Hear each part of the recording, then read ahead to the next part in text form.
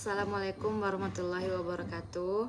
Perkenalkan, saya Hikmatul Hayati, NIM 2215050204. Pertama-tama marilah kita haturkan puji syukur atas kehadirat Allah Subhanahu wa taala. Shalawat beriringkan salam kepada Nabi besar Mustafa Muhammad sallallahu alaihi wasallam.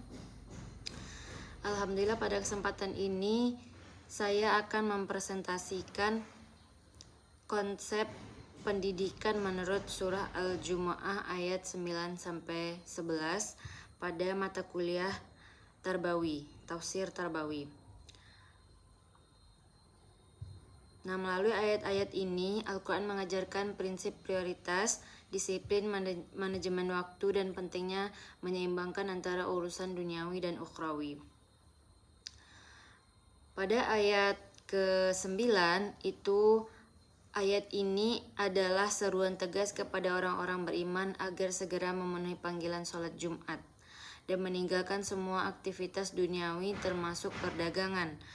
Ini menunjukkan bahwa ibadah harus menjadi prioritas utama bahkan di atas aktivitas ekonomi yang penting sekalipun.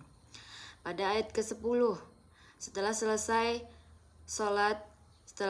selesai, umat Islam diperbolehkan kembali ke aktivitas duniawi. Ini menunjukkan bahwa Islam adalah agama yang seimbang, yang tidak melarang manusia bekerja dan mencari penghidupan.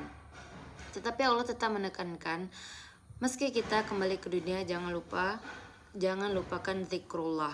Nah, selanjutnya pada ayat ke-11, ayat ini turun dalam konteks ketika Rasulullah SAW sedang berkhutbah, lalu datang kafilah dagang. Sebagian sahabat meninggalkan khutbah untuk melihat dagangan itu. Allah menegur tindakan tersebut dan menegaskan bahwa apa yang berasal dari sisinya lebih utama daripada kesenangan duniawi. Nah, lalu bagaimana kandungan ayat-ayat ini relevan dengan dunia pendidikan? Dalam materi ini, nilai-nilai pendidikan dikaji menjadi 3 pendekatan utama berdasarkan penafsiran dari tafsir Ibnu Katsir, Al-Qurtubi, dan As-Syaukani. Nah, yang pertama ada disiplin dalam menuntut ilmu.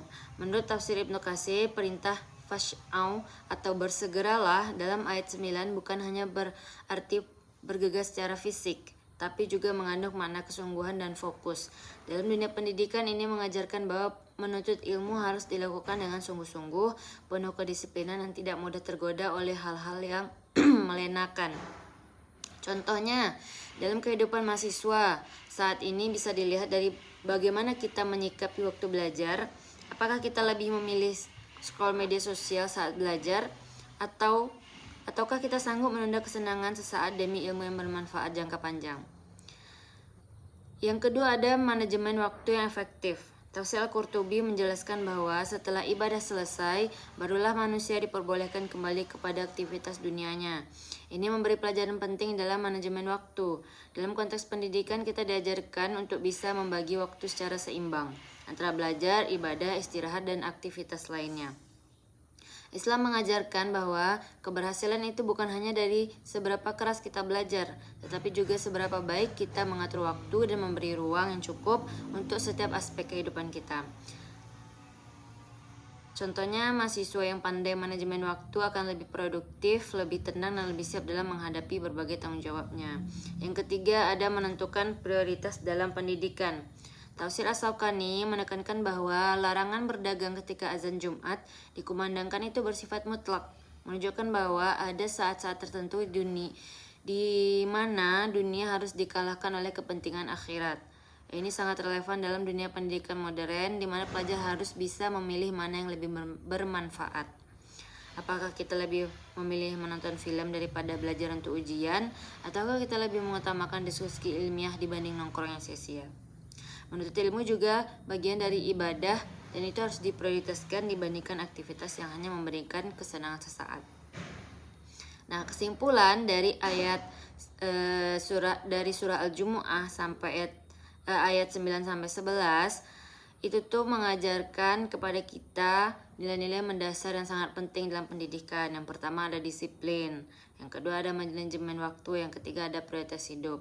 Semua ini menunjukkan bahwa pendidikan menurut Al-Quran adalah pendidikan yang seimbang, menyentuh aspek intelektual, spiritual, dan moral. Islam tidak hanya mengajarkan kita untuk menjadi orang yang pintar, tapi juga menjadi orang yang bijak, tertata, dan tahu arah hidupnya. Baiklah, mungkin hanya itu yang dapat saya paparkan. Banyak kurangnya saya mohon maaf. Wabillahi taufiq wal hidayah. Wassalamualaikum warahmatullahi wabarakatuh.